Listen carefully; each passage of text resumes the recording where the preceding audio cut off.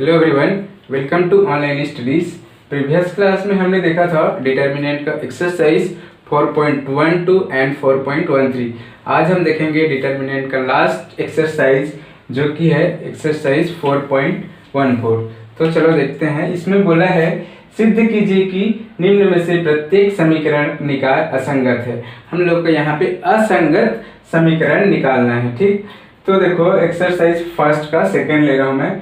4x - 3y = 5, 8x - 6y = 9। ठीक है, तो हम लोग क्या करेंगे, निकालेंगे हल। तो हम लोग समीकरण को x = b के फॉर्म में लिख सकते हैं। तो यहाँ पे लिखे हैं कि दिए गए समीकरण को हम x = b के रूप में लिख सकते हैं, जहाँ a इक्वल क्या है, यहाँ पे x के जो मल्टीपल है वो आएंगे। तो यहाँ पे क्या है, 4 है, 8 है, -3 है और -6 है। x इक्वल क्या हो जाएगा, x और y। b इक्वल होगा 5 और 9। ठीक, तो हम लोग सबसे पहले क्या निकालेंगे, मॉड ऑफ a निकालेंगे।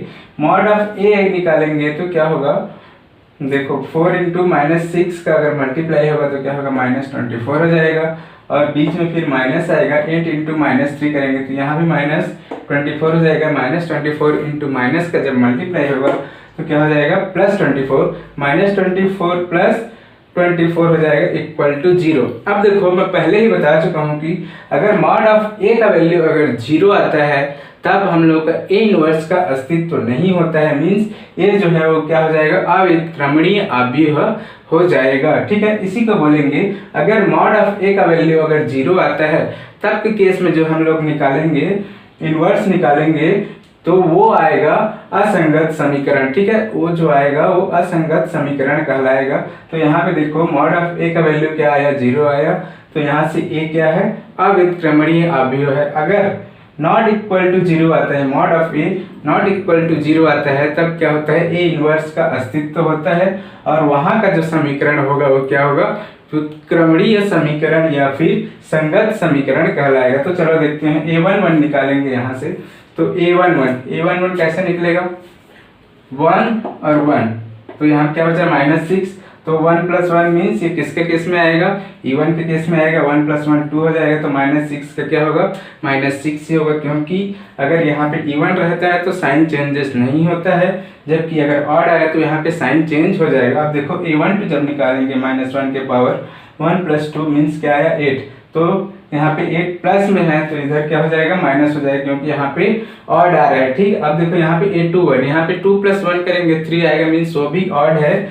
तो यहाँ पे क्या है, -3 है। देखो 2 और 1 करेंगे, 2 और 1 तो क्या हो जाएगा, -3 बचेगा। तो यहाँ पे क्या हो जाएगा, 3 हो जाएगा। A22, 2 + 2 means 4। यहाँ पे क्या आएगा, E1 आएगा, तो 4 का 4 ही रहेगा, यहाँ पे साइन चेंजेस नहीं होंगे। अब देखो एडजॉइंट A निकालेंगे तो क्या होगा, A11, A12, A21, A22। ठीक है, सारे वैल्यूज हैं, यहाँ पे पुट करो, -6, -8, 3, 4। अब देखो यहाँ पे मॉड ऑफ a का वैल्यू जो है वो 0 आ गया है। तो यहाँ पे तो a इनवर्स तो निकलेगा है नहीं। ठीक है, तो हम लोग क्या निकालेंगे, एडजॉइंट a × b निकालेंगे। अगर इसका वैल्यू अगर 0 नहीं आता है तब क्या होगा, ये जो समीकरण होगा वो असंगत होगा। ठीक है, तो चलो निकालो, a एडजॉइंट a × b। तो यहाँ पे एडजॉइंट a का मान है और b का मान क्या है, 5 और 9 है। ठीक, तो इसका मल्टीप्लाई कैसे करेंगे, रो इंटू कॉलम हमेशा मल्टीप्लाई होता है। तो देखो यहाँ पे -6 × 5 + 3 × 9 हो जाएगा और फिर क्या हो जाएगा, सेकेंड रो का, फिर इस कॉलम से हो जाएगा -8 × 5 + 4 × 9 हो जाएगा। ठीक, तो -6 × 5 क्या होगा, -30, 3 × 9 27। ठीक, और -40 + 36, 4 × 9 क्या हो जाएगा, 36 हो जाएगा। तो यहाँ पे क्या बचेगा, -3 और -4 नॉट इक्वल टू 0 आया। तो ये जो समीकरण है वो क्या समीकरण है, असंगत समीकरण है। मीन्स अगर मॉड ऑफ a का वैल्यू अगर 0 आ जाता है तब के केस में जो समीकरण का जो वैल्यू आएगा वो क्या होगा, असंगत होगा। और अगर मॉड ऑफ a का वैल्यू अगर 0 नहीं आता है तब के केस में जो समीकरण आएगा वो क्या समीकरण कहलाएगा, संगत समीकरण कहलाएगा। ठीक, तो अब देखो दूसरा इसमें क्वेश्चन दिया है कि प्रत्येक समीकरण को हम लोग को संगत सिद्ध करना है। ठीक, तो देखो दिया है इसमें first question 2x minus y equal to 5, x plus y equal to 4। तो हम लोग समीकरण को कैसे लिख सकते हैं, ax इक्वल टू b के रूप में लिख सकते हैं, जहां a इक्वल टू क्या होगा, यहाँ पे बताओ 2 1 minus 1 1, x equal to x y हो जाएगा, b इक्वल टू क्या होगा 5 और 4 हो जाएगा। अब देखो हम लोग सबसे पहले क्या निकालते हैं, मॉड ऑफ a निकालते हैं। मॉड ऑफ a क्या होगा, 2 1 1 माइनस 1, दोनों क्रॉस मल्टीप्लाई होगा, 2 इंटू 1 माइनस 1 इंटू माइनस 1, तो माइनस 1 इंटू माइनस क्या होगा प्लस 1 हो जाएगा, तो 2 प्लस 1 3 हो गया। अब देखो यहाँ पे मॉड ऑफ a का वैल्यू 0 नहीं है,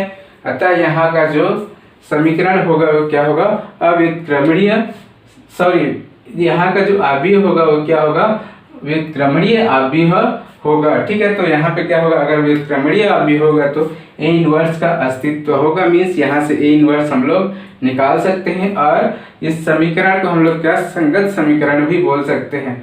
यहीं पे भी अगर आप लोग इतना तक ही लिखते हैं तो भी सही है, या फिर तो a इनवर्स का वैल्यू भी निकाल सकते हैं। ठीक है, तो चलो a इनवर्स का वैल्यू भी निकालते हैं। तो a11 निकालेंगे, a11 क्या हो जाएगा 1 और 1, तो क्या आया 1 और 1 प्लस 1 मीन्स 2 हो जाएगा। इवन के केस में आएगा तो 1 ही होगा, इसमें साइन चेंजेस नहीं होंगे। ठीक, अब देखो 1 2 1 और 2, यहाँ पे क्या आया 1 आया, 1 प्लस 2 3, तो यहाँ पे क्या हो जाएगा -1 हो जाएगा, क्योंकि वो ऑड के केस में है तो यहाँ पे साइन चेंज होगा।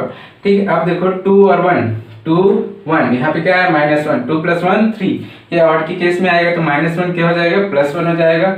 a 2 2 2 और 2, ठीक, क्या बचा 2 2 प्लस 2 मीन्स 4, ये इवन के केस में आएगा तो इसमें साइन चेंजेस नहीं होगा, तो ये 2 2 हो गया। ठीक, अब देखो एडजॉइंट ए में क्या होता है a11 a12 a21 a22। ठीक है, यहाँ पे वैल्यू से यहाँ पे पुट कर, a11 equal to 1, a12 equal to -1, a21 equal to 1, a22 equal to 2। अब देखो a इनवर्स का फॉर्मूला क्या होता है, adjoint a upon mod of a होता है। ठीक है, तो एडजॉइंट a का वैल्यू क्या है, यहाँ पे है, और मॉड ऑफ a का वैल्यू क्या है 3 है, तो यहाँ पे 1/3 1 1 -1 2 हो जाएगा। यहाँ पे हम लोग का डिटर्मिनेंट का जो चैप्टर है वो खत्म हो